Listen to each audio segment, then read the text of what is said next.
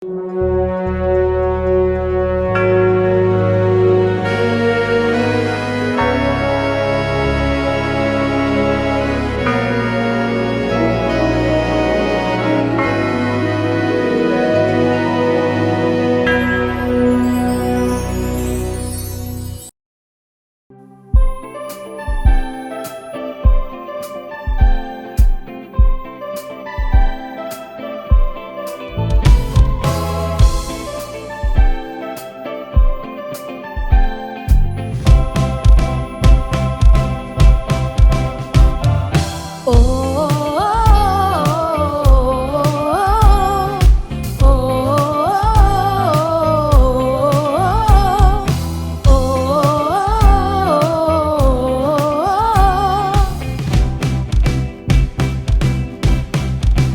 is fighting for us. God is on our side. He has overcome. Yes, He has overcome. We will not be shaken. We will not be moved. Jesus, you are here. He's carrying our burdens, covering our shame. He has overcome. Yes, He has overcome. We will not be shaken. We will not be moved. Jesus, you are here. Now we'll live. I will not die. The resurrection power of Christ alive in me, and I am free in Jesus' name. I will live. I will not die. I will declare and lift you high. Christ revealed, and I am healed in Jesus' name.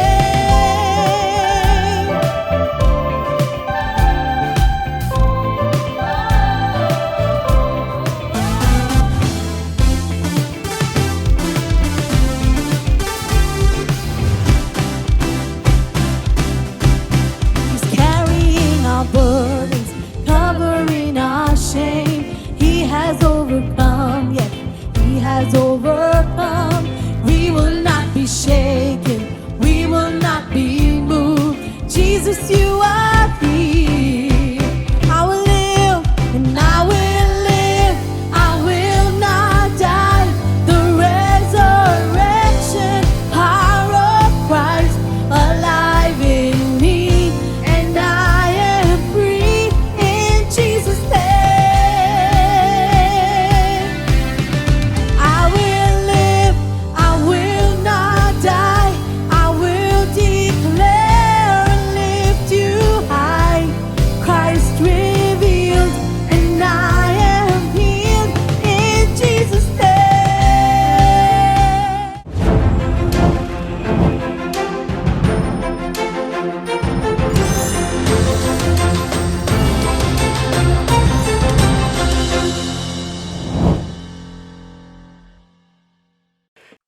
क्या यह परमेश्वर है?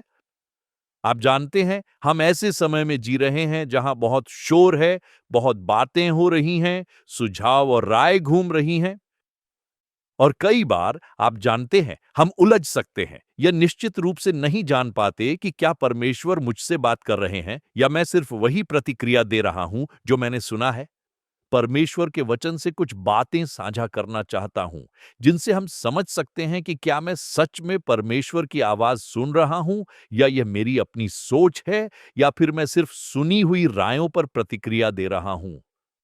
और मैं प्रार्थना करता हूं कि आज परमेश्वर की सहायता से आप स्पष्ट रूप से समझ पाएंगे कि आप कैसे पहचान सकते हैं, कैसे समझ सकते हैं कि यह निश्चित रूप से परमेश्वर ही हैं जो मुझसे बात कर रहे हैं।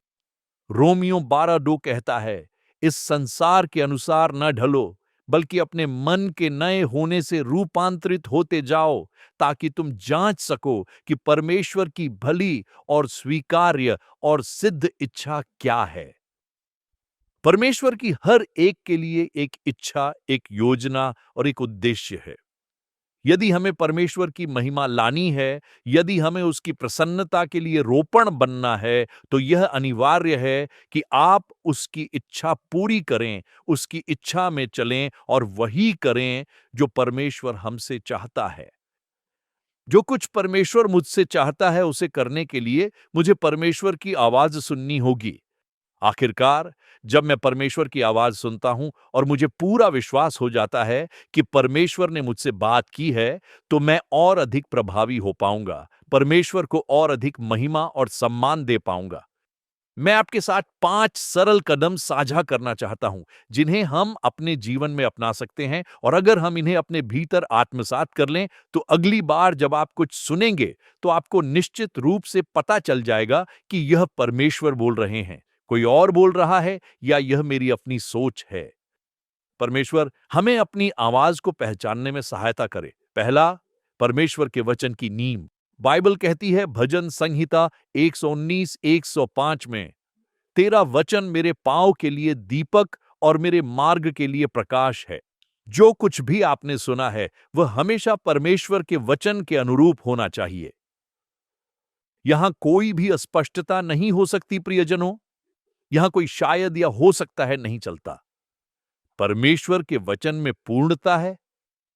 इसलिए जब भी आप कुछ सुने, उसे हमेशा परमेश्वर के वचन के अनुसार परखें, ताकि आपको निश्चित रूप से पता चल सके कि यह परमेश्वर ही हैं। परमेश्वर कभी भी अपने वचन का विरोध नहीं करेंगे। वह कभी भी अपने वचन का विरोध नहीं करेंगे। वह आपको ऐसा कुछ नहीं बताएंगे जो परमेश्वर के वचन की सीमाओं में आधारित न हो। परमेश्वर का वचन सत्य है। परमेश्वर का वचन यह उनके पुत्र यीशु मसीह के द्वारा आता है, और परमेश्वर अपने वचन के माध्यम से परिस्थितियों में बोलना शुरू करते हैं। परमेश्वर के वचन के बारे में कुछ सरल तथ्य समझें। परमेश्वर का वचन सत्य है, परमेश्वर पूर्ण सत्य है और उनमें कोई झूठ नहीं है। तो पहली महत्वपूर्ण बात है कि खुदा के वचन के साथ अपने आप को संरेखित करना। क्या यह परमेश्वर के वचन का समर्थन करता है? आवाजें आप सुनते हैं, उन्हें छांटें। आप कई आवाजें सुनते हैं, लेकिन यूहन्ना 10:27 में बाइबल कहती है, मेरी भेड़ें मेरी आवाज सुनती हैं, मैं उन्हें जानता हूं और वे मेरा अनुसरण करेंगी। परमेश्वर की आवाज सुनने की आदत डालें, ताकि आप समझ सकें कि यह परमेश्वर की आवाज है या नहीं। हम सभी के पिता हैं। हम में से कुछ के पिता प्रभु के पास जा चुके हैं, कुछ माताएं अब प्रभु के पास हैं। पापा या मम्मी बुलाए तो परिचय की जरूरत नहीं होती। आप उस आवाज को पहचानते हैं। आप अपने पिता की आवाज को समझते हैं, आप अपनी मां की आवाज को समझते हैं। ठीक उसी तरह जब आप परमेश्वर से अधिक बार बात करते हैं, तो आप यह सुन और समझ सकते हैं कि यह परमेश्वर बोल रहे हैं। इसलिए आवाज को पहचानें। सुनिश्चित करें कि आप हर दिन परमेश्वर की सुन रहे हैं। सुनिश्चित करें कि आप परमेश्वर से बात कर रहे हैं। बाइबल कहती है, मेरी भेड़ें मेरी आवाज जानती हैं। आप अपनी आवाज को कैसे पहचानते हैं? यह नियमित संवाद के माध्यम से आता है। हर दिन परमेश्वर से बात करें। सुनिश्चित करें कि आप हर दिन परमेश्वर से बात करें, ताकि आप जान सकें कि उनकी आवाज कैसी है। आप खुद को परमेश्वर के साथ कैसे अनुकूलित करते हैं? पहला, प्रार्थना में अधिक समय बिताएं। प्रार्थना क्या है? प्रार्थना बस परमेश्वर से संवाद करना है। उनके वचन को पढ़ने में समय बिताएं। जितना अधिक आप बाइबल पढ़ेंगे, उतना अधिक आप परमेश्वर के वचन समझेंगे। भाषाओं में बोलें। बाइबल ने हमें पवित्र आत्मा नामक एक सुंदर उपहार दिया है, जिसमें हम भाषाओं में बोल सकते हैं। परमेश्वर की स्तुति में गीत गाएं। जब आपको समझ न आए कि क्या करना है या क्या प्रार्थना करनी है, परमेश्वर की आराधना शुरू करें। चाहे आप अकेले हों, सब कुछ उनकी महिमा के लिए करें और आज्ञाकारिता में चलें। उनकी आवाज पहचानें, आज्ञा मानें। भजन संहिता 29:3-4, यहोवा का शब्द जल के ऊपर है, महिमा का परमेश्वर गरजता है। यहोवा बहुत से जल के ऊपर है। यहोवा का शब्द सामर्थी है। यहोवा का शब्द महिमा से परिपूर्ण है। परमेश्वर की आवाज सुनने की भूख रखें। तीसरी और बहुत महत्वपूर्ण बात, परमेश्वर की आवाज शांति का एक अवशेष छोड़ जाती है। उसमें सांत्वना होती है। कोई अशांति नहीं होती, कोई संघर्ष नहीं होता। आप परमेश्वर की शांति शालोम से घिरे रहेंगे, वह शांति जो आपको पूरी समझ देती है। जिसका मन तुझ पर स्थिर है, तू उसकी पूर्ण शांति में रक्षा करेगा, क्योंकि वह तुझ पर भरोसा रखता है। यशायाह 26:3। यह समझें कि परमेश्वर की शांति, वह शांति का राजकुमार है, इसलिए जब वह आपसे बात करता है, तो आपको उसकी शांति मिलती है। और परमेश्वर की उस शांति की कोई तुलना नहीं है, कोई विकल्प नहीं है, जो सारी समझ से परे है। मुझे लगता है कि जब मैं कुछ सुनता हूं, तो यह सबसे शक्तिशाली पहचानने वाली बातों में से एक है, क्योंकि अगर जो मैं सुन रहा हूं उसमें परमेश्वर है, तो वही परमेश्वर है। परमेश्वर की शांति, परमेश्वर की शांति बहुत महत्वपूर्ण। चौथा, अनिश्चितता के समय में परमेश्वर पर विश्वास रखें। जब परमेश्वर ने आपसे बात की है, तो विश्वास रखें। विश्वास रखें। लगभग 40 साल पहले जब परमेश्वर ने मुझे सेवकाई के लिए बुलाया, तो वह इसलिए था क्योंकि मैंने परमेश्वर की आवाज सुनी थी। अगर मैंने परमेश्वर की आवाज नहीं सुनी होती, तो शायद मैं जीवित नहीं रह पाता। 40 साल किसने मुझे थामा रखा है, अब भी अनिश्चित समयों, असंभव समयों में आगे बढ़ते हुए। कैसे?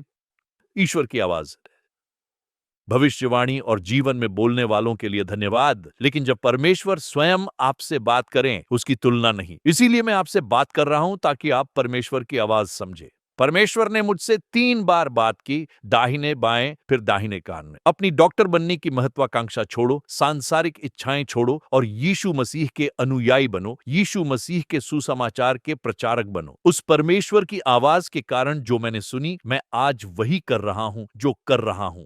परमेश्वर की आवाज सुनो। जब आपने सुनी है, तो परमेश्वर आपको विश्वास देता है। इब्रानियों 1:16, पर विश्वास के बिना परमेश्वर को प्रसन्न करना असंभव है। प्रियजनों, आपको विश्वास में अभ्यास करना होगा। विश्वास मेरी आशा का आधार है। जब आपका परमेश्वर में विश्वास होता है, तो चाहे आप कुछ भी देखें, चाहे परिस्थितियां कैसी भी हों, प्रियजनों, यदि आपका परमेश्वर में विश्वास मजबूत है, तो आप परीक्षाओं और कष्टों से जरूर गुजरेंगे। 5वां और अंतिम, आज्ञाकारिता का फल। परमेश्वर की आवाज सुनना एक बात है, परमेश्वर की आवाज को प्राप्त करना एक बात है, लेकिन उसे अपने जीवन में लागू करना बिल्कुल अलग बात है। मैं आपको एक रहस्य बताता हूं। अगर आप परमेश्वर की आवाज लगातार सुनना चाहते हैं, अगर आप परमेश्वर के क्षेत्र को समझते रहना चाहते हैं, तो आज्ञाकारिता में चलें। आज्ञाकारिता में चले।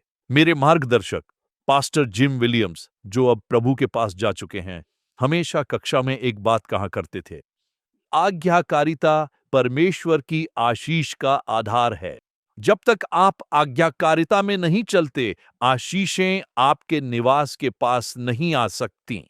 प्रियजनों, मैं प्रार्थना करता हूं कि परमेश्वर आपको वह बुद्धि दे, परमेश्वर आपको वह अभिषेक दे, परमेश्वर आपको वह सामर्थ्य दे, ताकि आप परमेश्वर के वचन को सुन सकें, उसे बिना किसी संदेह या भ्रम के स्वीकार कर सकें और आप आज्ञाकारिता में चल सकें। आप आज्ञाकारिता में कैसे चलते हैं? प्रतिदिन समर्पण। प्रतिदिन समर्पण। यीशु ने क्या कहा? यदि तुम मुझे अनुसरण करना चाहते हो, तो अपनी क्रूस उठाओ और मेरे पीछे चलो। क्रूस क्या है? यह परमेश्वर के प्रति पूर्ण समर्पण है। यह पूरी तरह समर्पण है। हम चर्च में एक गीत गाते हैं, सब कुछ यीशु को समर्पित करता हूं। समर्पण करना बहुत महत्वपूर्ण है। यह परमेश्वर के उद्देश्य के प्रति समर्पित होना है। विनम्रता। मैं परमेश्वर की आज्ञा कैसे मानूं? आप मुझसे सहमत होंगे, जब आप किसी की आज्ञा मानते हैं, तो वह विनम्रता का कार्य है। अवज्ञाकारी लोग विनम्र नहीं होते, क्योंकि जब मैं अपने वरिष्ठ के प्रति समर्पित होता हूं, जब मैं अपने माता पिता के प्रति समर्पित होता हूं, जब मैं परमेश्वर के पुरुष या स्त्री के प्रति समर्पित होता हूं, तो मैं विनम्रता का प्रदर्शन कर रहा हूं। और यही महत्वपूर्ण है, यही आवश्यक है कि परमेश्वर मुझसे संवाद करते रहें और मुझसे बात करते रहें। खुलापन। पूर्व धारणाओं से भरा मन आगे नहीं बढ़ता, लेकिन जब आप परमेश्वर के लिए खुले होते हैं, तो आप उन्हें सुन सकते हैं। जितना अधिक आप आज्ञा का पालन करते हैं, उतनी ही स्पष्टता से आप परमेश्वर की आवाज सुनते हैं। भजन संहिता 37, एक अच्छे व्यक्ति के कदम यहोवा द्वारा निर्धारित किए जाते हैं और वह उसकी राह में प्रसन्न होता है। चाहे वह गिर भी जाए, वह पूरी तरह से गिराया नहीं जाएगा। यहोवा उसे अपने दाहिने हाथ से संभाले रखता है। इस समय क्या आप परमेश्वर को समझने के लिए संघर्ष कर रहे हैं? मैं प्रार्थना करता हूं कि जो कुछ मैंने इन कुछ पलों में साझा किया है, वह आपको वह शक्ति और कुछ मार्गदर्शन दे सके जिससे आप परमेश्वर को समझ सकें, ताकि आप इस जीवन नामक यात्रा में खुद को प्रभावी और सफलतापूर्वक आगे बढ़ा सकें। परमेश्वर की आवाज सुनने का कोई विकल्प नहीं है, क्योंकि जितना अधिक आप उसे सुनते हैं, यिर्मयाह 29:13 कहता है, और तुम मुझे ढूंढोगे और पाओगे जब तुम अपने पूरे मन से मुझे खोजोगे। अपने जीवन के लिए परमेश्वर की इच्छा समझना, अपने जीवन में परमेश्वर का उद्देश्य समझना आपकी सफलता के लिए बहुत महत्वपूर्ण है। प्रतिभाएं, गुण हमें एक निश्चित हद तक ले जाते हैं, लेकिन आप मुझसे जल्द ही सहमत होंगे कि यदि आप परमेश्वर की आशीष के अलौकिक स्तर से आगे जाना चाहते हैं, तो वह आज्ञाकारिता और सही आवाज सुनने पर आधारित है। नेतृत्व में मैंने एक महत्वपूर्ण सिद्धांत समझा है। सुनिश्चित करें कि आप किसकी सुनते हैं, क्योंकि जो भी आवाजें आप सुनते हैं, वे सभी आपके लिए नहीं हो सकती। इसे पहचानें और परमेश्वर की आवाज सुने। परमेश्वर को मार्गदर्शन करने दें और अपने आप को उसके वचन के साथ संरेखित करें। यही मुख्य बात है। परमेश्वर की इच्छा जानने और उसकी आवाज पहचानने के लिए अपने आप को परमेश्वर के वचन के साथ संरेखित करें। जब आप परमेश्वर का वचन सुनते हैं, वह आपको शांति का आश्वासन देता है। अगर शांति नहीं है, तो वह परमेश्वर नहीं है। अगर आप बिखर जाते हैं, तो वह परमेश्वर नहीं है। लेकिन अगर आपके पास शांति है, तो वही परमेश्वर है। इसके लिए विश्वास और परमेश्वर पर निर्भरता की आवश्यकता होती है। जब मैं परमेश्वर पर निर्भर रहूंगा, यह आपको परमेश्वर के और करीब ले आता है। हर दिन आप परमेश्वर के और निकट आते हैं। और इस सब का सबसे सुंदर तथ्य, जैसा कि यशायाह कहता है, आप उसकी प्रसन्नता के लिए लगाए गए पौधे होंगे। आप परमेश्वर की महिमा लाते हैं। आप परमेश्वर की महिमा लाते हैं। और इसका उप उत्पाद यह है कि परमेश्वर में आपका विश्वास बढ़ता है। यह एक नए स्तर तक उठ जाता है, ताकि परमेश्वर आपको उपयोग कर सके। परमेश्वर के संतान, जो भी दुनिया के किसी भी कोने से मुझे सुन रहे हैं, मैं आपके लिए प्रार्थना करने जा रहा हूं कि परमेश्वर आपको वह शक्ति, वह अनुग्रह, वह विनम्रता और वह आज्ञाकारिता दे, ताकि आप परमेश्वर की आवाज को पहचान सकें, अपने जीवन में परमेश्वर के उद्देश्यों के प्रति संवेदनशील रहें, ताकि आप एक आशीर्वाद बन सकें। हे स्वर्गीय पिता, मैं आपको धन्यवाद देना और आपकी स्तुति करना चाहता हूं। धन्यवाद प्रभु। एक ऐसी दुनिया में जहां हम इतनी सारी आवाजें सुनते हैं, जहां हमें इतनी सारी सलाहें, इतने सारे विचार मिलते हैं, हमें यह विशेषाधिकार प्राप्त है कि हम एल एलियोन, महान मैं हूं, इस ब्रह्मांड के सृष्टिकर्ता की आवाज सुन सकते हैं, जो हमसे बात करने के लिए तैयार हैं।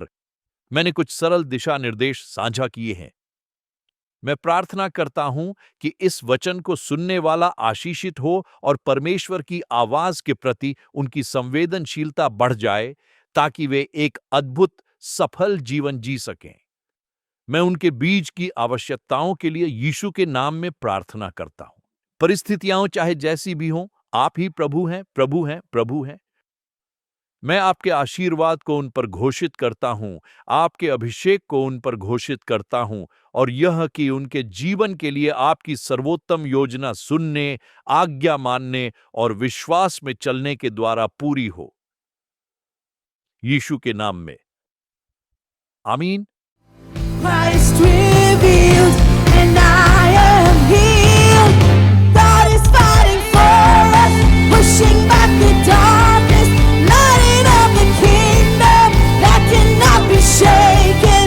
In the name of Jesus, enemies defeated, and we will shout it out, shout it out. God is fighting for us, pushing back the darkness, lighting up the kingdom that cannot be shaken. In the name of Jesus, enemies defeated, and we will shout it out, shout it out.